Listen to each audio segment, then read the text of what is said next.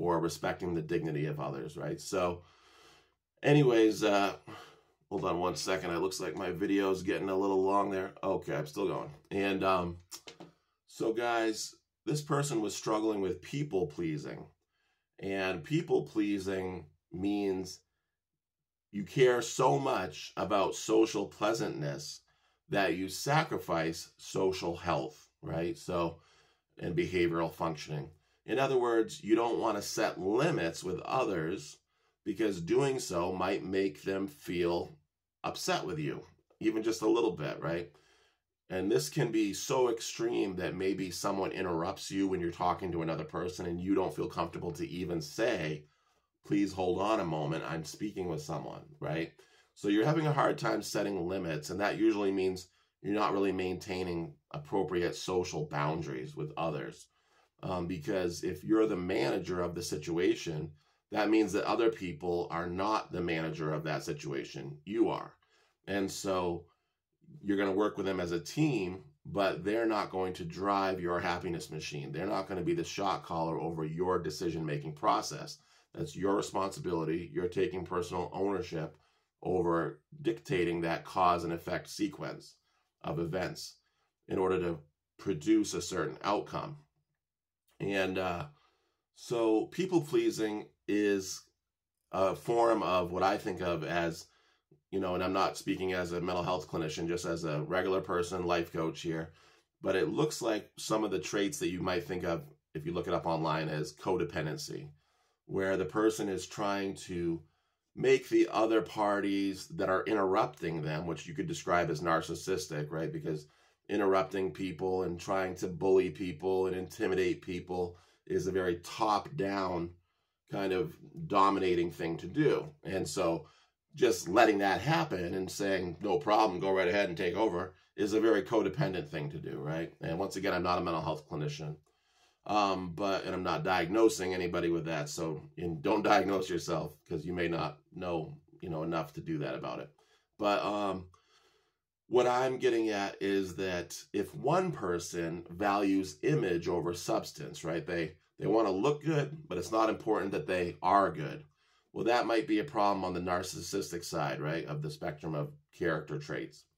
And if someone is willing to help them to look good, but isn't willing to help them to actually be doing good, that's kind of a codependent way of enabling that narcissistic behavior to continue, in my opinion.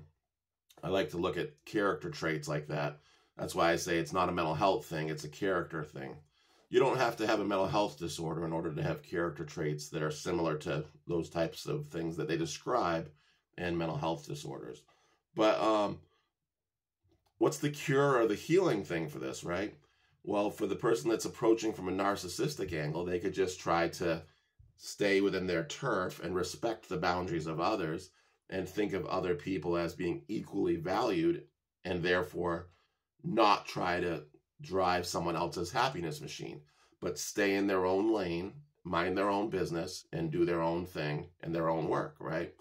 And the other person that might be doing what we think of as codependent can try to become comfortable with other people's social discomfort, right? They're not going to do things that disregard their humanity or their personhood. They're not going to do things that disregard the good rapport they've developed, but they are going to understand that just saying no is not abusive. Just saying no and setting a limit is not disrespectful. And if the other person says, oh, I feel so uncomfortable that you told me no, well, that's your problem. That's not my problem. That's your problem. Go figure out why you feel uncomfortable when someone tells you the word no, because no is a beautiful word, right? And you have to realize that even if someone else feels uncomfortable with your limit setting, when you have a legitimate claim to the turf of making those decisions, when someone else feels uncomfortable with you doing that, that's their problem. And that's where you have to have a boundary, personal boundaries and social boundaries, right? They're not you. You're not them. You're a team. That's what we mean by social rapport. Two individuals working together towards a common goal, and like mutual well-being and profitability in our companies and productivity in the workplace, friendship and teamwork on the basketball court or in the church setting or in school, mutual learning, academic growth. Those are our things we're working on in those different settings. So the cure or the healing thing for that people pleaser is to realize that sometimes what is socially healthy is socially uncomfortable, like saying no and protecting the turf that is rightfully yours to protect. And sometimes when we're people pleasing, we might not want to tell someone an uncomfortable truth, but instead we tell them a comforting lie, right? And you see a lot of that happening in society right now. And it's really just serving to damage people's ability to get things done, in my opinion. And so it's important to protect your autonomy if you want to have a good life and be a guardian of the good life for yourself and others in the places where you spend your time. And it's important for you to be able to work as a team, and to take initiative and follow through on your goal pursuits, right? So you can be successful as an individual, but also as a human being. That's what I think of as life success, right? We're all on a journey towards what I call awesome town. And that's basically living a successful life, right? And everyone has their own opinion of what that is. And who am I to dare to think that I could tell you anything about it, right? Well, I'm a person just like you. And all you have to do to figure this out for yourself is just think it through. And what you'll notice is that you're making decisions as an individual to try to get your personal wants or preferences achieved. And then you're also a human being that needs to grow and reach your full potential, right? And in order to do that, you have to get your basic human needs met through good rapport with yourself and others. And that's the part that most people sacrifice on their way to getting what they think they want, is they try to get that Camaro and that house and that car, that promotion at work, without also getting their human needs met, without also staying in their lane, without also protecting the personhood that is them, right? And so they get those nice things, but then they want to kill themselves, or they want to act out aggressively, or they are full of, toxic emotional energy that they've never let out because they feel so guilty and ashamed for all the little people that they've stepped on along the way. Or they feel so guilty and ashamed for enabling someone to do that. And so we don't want to have to live our lives in that kind of toxic, polluted, day-to-day life circumstance where we can't feel comfortable to fall asleep at night because we feel guilty and ashamed of ourselves, or resentful to others who have treated us badly, that we let treat us badly.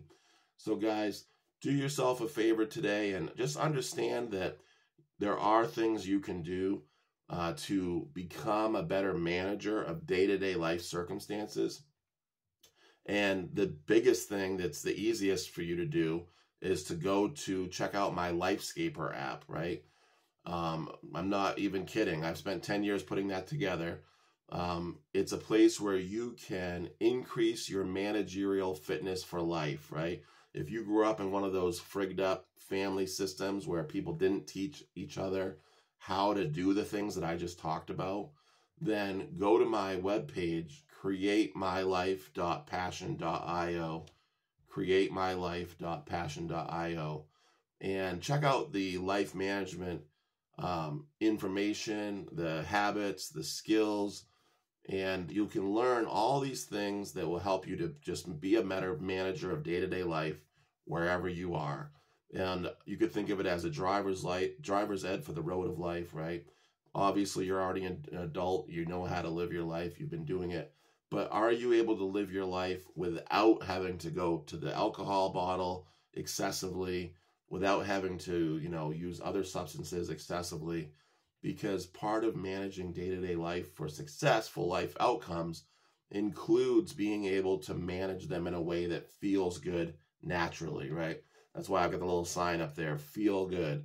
And because that's what it's all about, is, am I creating a life that feels good naturally and is achieved in a sustainable way that will feel good later on?